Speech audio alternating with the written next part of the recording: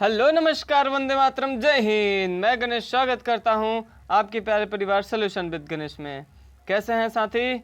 उम्मीद करता हूं अच्छे होंगे, शानदार होंगे, ज़बरदस्त होंगे और तैयारी भी अपनी ज़बरदस्त कर रहे होंगे।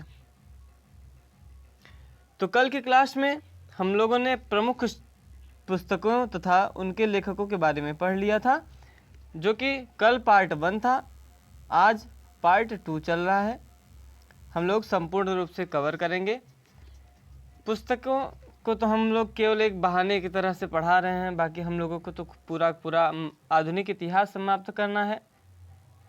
तो इसके बहाने ही हम लोग कुछ किताबों के बारे में भी जान लेते हैं, पुस्तकों के बारे में भी जान लेते हैं कि कौन सी पुस्तकें किस लेखक द्वारा लिखी गई हैं। क्लियर है साथी? तो बढ़ते हैं आगे अपनी क्लास की ओर।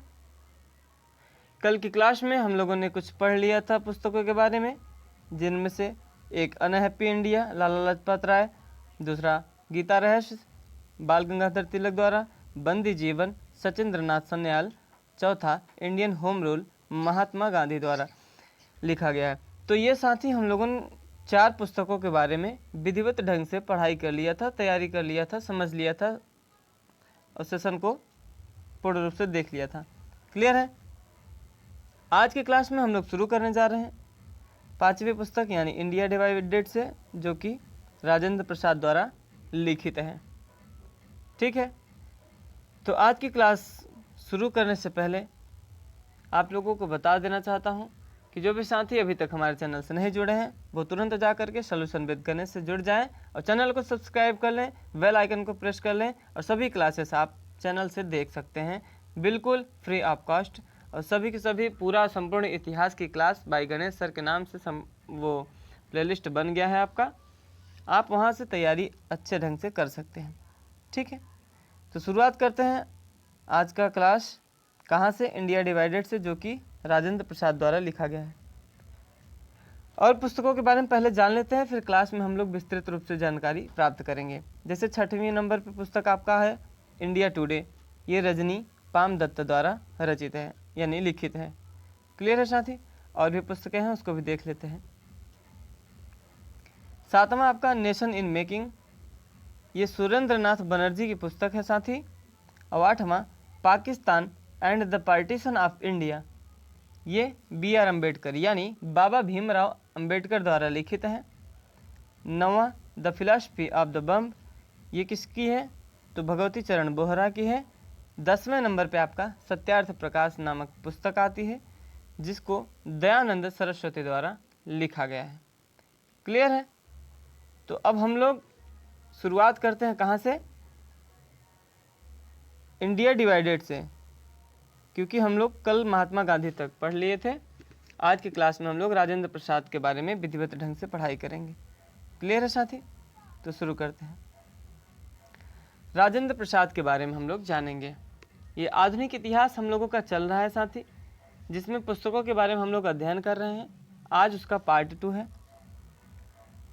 हम लोग पुस्तक तो केवल एक नाम लेकर के पढ़ाई कर रहे हैं, बाकी हम लोग असल में तो पढ़ रहे हैं आधुनिक इतिहास। तो डॉक्टर राजेंद्र प्रसाद भारत के पहले राष्ट्रपति थे। डॉक्टर राजेंद्र प्रसाद भारत के पहले राष्ट्रपति थे। इनको 28 जनवरी 1950 ईस्वी को संविधान सभा के द्वारा चुना गया था। किसके द्वारा चुना गया था? संविधान सभा के द्वारा। क्लियर है दोस्तों? इसके बाद डॉक्टर राजेंद्र प्रसाद की पुस्तक का नाम इंडिया डिवाइडेड है। अभी हम लोग पीछे पढ़ के आए हैं, तो देख रहे हैं केवल पुस्तक अपना एक माध्यम है, बाकी हम लोगों को पढ़ना तो पूरा राजेंद्र प्रसाद के बारे में है। ठीक है, इनको बिहार गांधी के नाम से जाना जाता था। बिहार गांधी के नाम से किसे जाना जाता था? डॉक्टर राजेंद्र प्रसाद को। क्लियर है दोस्त? डॉक्टर राजेंद्र प्रसाद का राष्ट्रपति के रूप में सबसे लंबा कार्यकाल रहा। ये इम्पोर्टेंट फैक्ट है, ये सभी इम्पोर्टेंट फैक्ट हैं। तो दोस्त इसको भूला मत करिए, आप इसको हमेशा याद रखिएगा। एग्ज़ाम में आपके कभी भी पूछ सकता है, अगर आप किसी भी एग्ज़ाम की तैयारी कर रहे हैं तो।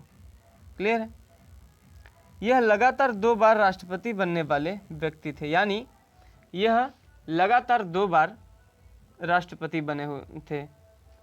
क्लियर है। डॉक्टर राजेंद्र प्रसाद ने महात्मा गांधी को चंपारण सत्याग्रह के लिए बिहार बुलाया था। एग्जाम में आपके पूछ लिया जाता है कि महात्मा गांधी को चंपारण सत्याग्रह के लिए बिहार किसने बुलाया था, तो आप कहेंगे डॉक्टर राजेंद्र प्रसाद। क्लियर है। चंपारण सत्याग्रह किस लिए हुआ था, तो यह नील की खेती के विरोध में हुआ था। नील की खेती के विरोध में हुआ था।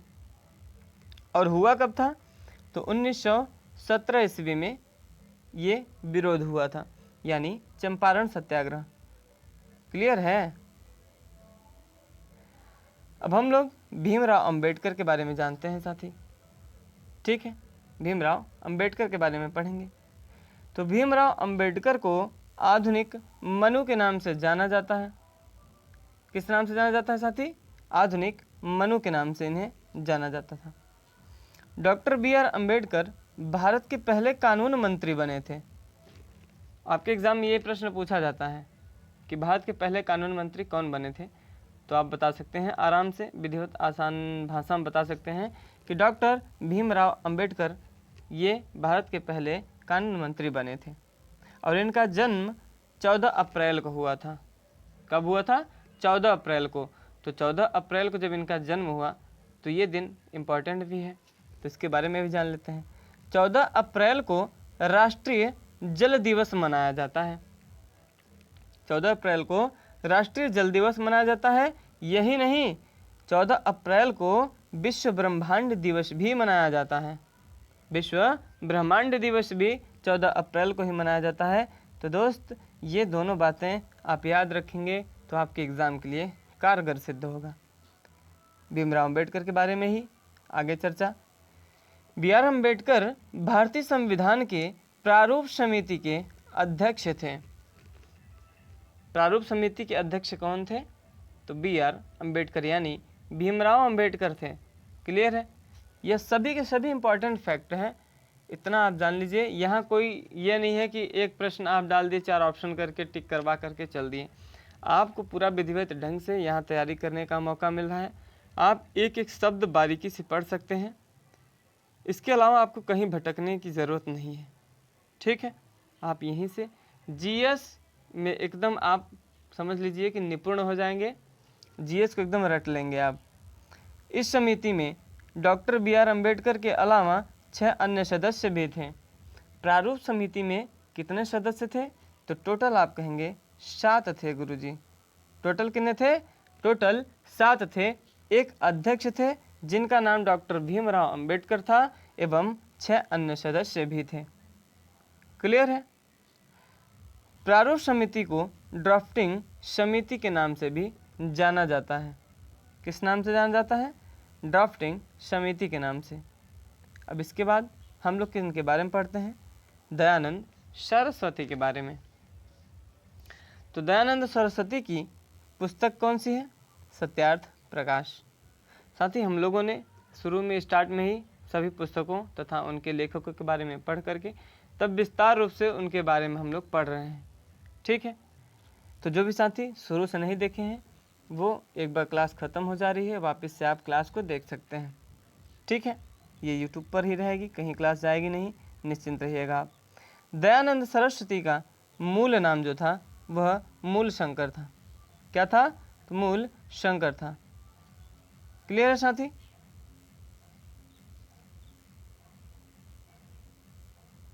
ये तो कलम काम ही नहीं कर रहा है।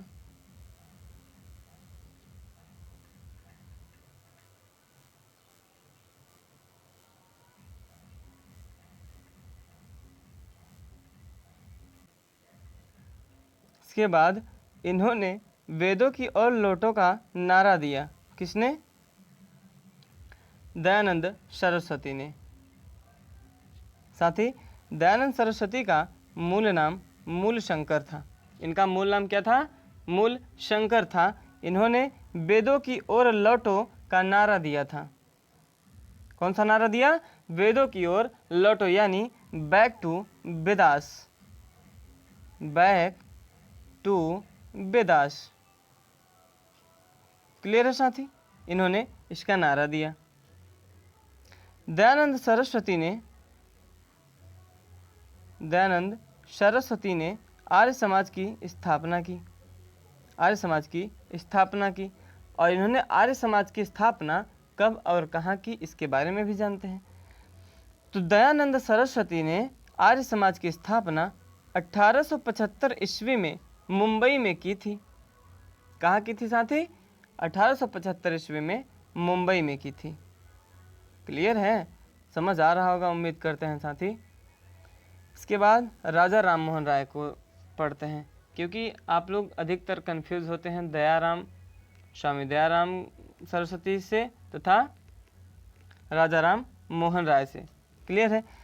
तो दयानंद सरस्वती ने आर्य समाज की स्थापना की और राजा राम मोहन राय ने ब्रह्म समाज की स्थापना की। किसकी? ब्रह्म समाज की स्थापना की। क्लियर है साथी?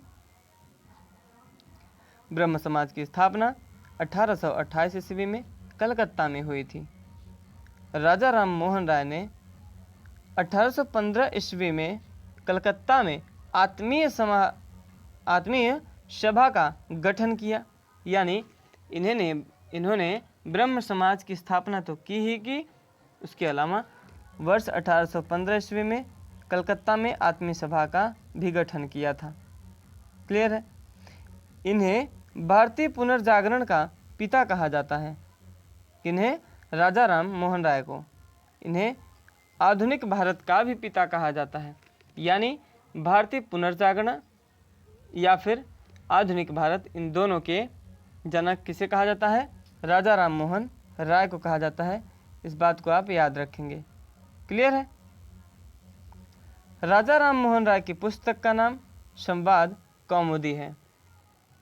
क्या है? संवाद कौमुदी है। नोट पढ़ते हैं। राधाकांत देव, उस समय राधाकांत देव नामक एक व्यक्ति थे जिन्होंने ब्रह्म समाज का विरोध किया और ब्रह्म समाज का विरोध करके इन्होंने धर्म सभा की स्थापना कर दिया। इन्होंने धर्म सभा का स्थापना कर दिया और धर्म सभा का स्थापना जो हुआ यह 1829 ईस्वी में ही हुआ था। कब हुआ?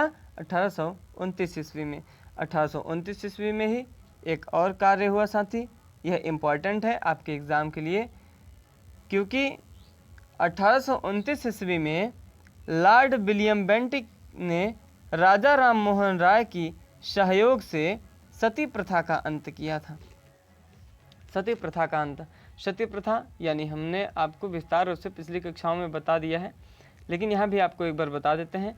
सती प्रथा का अंत दोस्त, ये सती प्रथा होता क्या था? पहले के व्यक्ति जब क्या होता था, उनकी मृत्यु हो जाती थी तो उनकी औरत यानी उनकी वाइफ को उनके साथ में जो है आग में दहन कर दिया जाता था। क्लियर है? तो आग में दहन करना, ये सब का अंत हो गया किसके द्वारा? लॉर्ड विलियम बेंटिक के द्वारा हुआ, जिसमें सहयोग किनका था? तो राजा राम मोहन राय का था। तो उम्मीद करता हूँ साथी आप लोगों को क्लासेस अच्छी लग रही होंगी, और अगर क्लास अच्छी लग रही हो तो आप लाइक ज़रूर किया करिए, क्योंकि आप लाइक करते हैं तो हमारा उत्साह बढ़ता है और हम आप लोगों को और अच्छे तरीके से पढ़ाते हैं। क्लियर है? तो आज की क्लास में बस इतना ही। उम्मीद करता है साथी, उम्मीद करते हैं कि आप अपनी तैयारी को मजबूत कर रहे होंगे, और जो भी साथी अभी तक चैनल से नहीं जुड़े हैं वो चैनल को जा करके तुरंत सब्सक्राइब कर लें, ताकि आप हमारे साथ जुड़ सकें और तैयारी को मजबूत कर सकें। क्लियर है? मिलते हैं कल शाम 7 बजे एक नए टॉपिक के साथ, एक नए लेक्चर के साथ। आज के क्लास में बस इतना ही। जय हिंद, वंदे मातरम, नमस्कार।